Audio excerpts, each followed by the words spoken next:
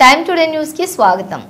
గుంటూరు నగరపాలక సంస్థ పరిధిలోని పెన్షనర్లకు ఉదయం 6 గంటల నుండి వారి ఇంటి వద్దనే ఎన్టీఆర్ భరోసా పెన్షన్ల పంపిణీ చేస్తున్నామని, సోమవారం సాయంత్రానికి పింఛన్ల పంపిణీ 100% పూర్తికి యాక్షన్ ప్లాన్ సిద్ధం చేస్తామని నగర కమిషనర్ కీర్తి చేకూరి తెలిపారు. సోమవారం గుంటూరు పశ్చిమ, తూర్పు నియోజకవర్గం ఎమ్మెల్యేల గల్లా మాధవి, మహమ్మద్ నజీర్లతో కలిసి పట్టాభిపురం, ఆనందపేట తదితర ప్రాంతాల్లో పింఛన్ల పంపిణీ కార్యక్రమంలో కమిషనర్ పాల్గొన్నారు. ఈ సందర్భంగా కమిషనర్ మాట్లాడుతూ, రాష్ట్ర ప్రభుత్వం మార్గదర్శకాల మేరకు గుంటూరు నగరంలోని ఎన్టీఆర్ భరోసా పెన్షన్ల పంపిణీ వార్డు సచివాలయ కార్యదర్శుల ద్వారా పెన్షనర్ల ఇంటి వద్దనే అందిస్తున్నామన్నారు. నగరంలోని 206 వార్డు సచివాలయాల పరిధిలోని వృద్ధాప్య, వికలాంగులు, ఒంటరి మహిళ వంటి 27 కేటగిరీలు వారీగా ఉన్న 59,403 మంది పెన్షనర్లకు ఏప్రిల్ నుండి జూన్ వరకు హామీ ఇచ్చిన నెలకు 1000తో కలిపి 40,87,60,000 వారి ఇంటి వద్దనే 1632 మంది వార్డు సచివాలయ కార్యదర్శుల ద్వారా అందించడం జరుగుతుందన్నారు. పెన్షన్ల పంపిణీ సజావుగా జరిగేలా పర్యవేక్షణకు 42 మంది నోడల్ అధికారులను నియమించి ప్రతి గంటకు రిపోర్టు తీసుకుని పెన్షన్ల పంపిణీ వేగవంతంకు చర్యలు కూడా తీసుకుంటున్నామని పేర్కొన్నారు.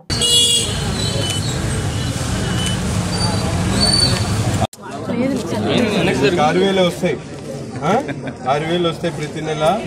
నీకు ఇంతకుముందు 3,000 వచ్చేవాళ్ళు.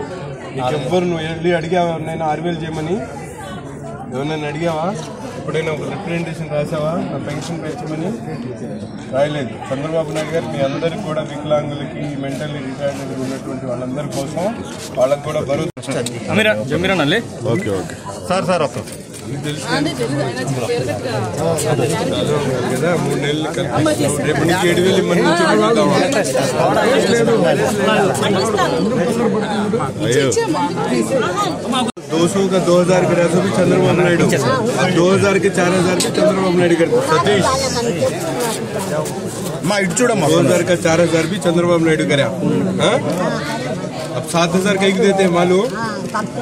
हाँ, पुराने 3 महीने के ఇంకా నాణ్యమైన ఇచ్చే విధంగా ఉంచి గతంలో ఇచ్చిన ఈ తప్పకుండా వాడాలి, పడేయకూడదు ఎవరికి. ఎందుకంటే గత ప్రభుత్వం 2019 ముందు మేము ఏం చేసిన అన్ని కూడా ఆపేసింది.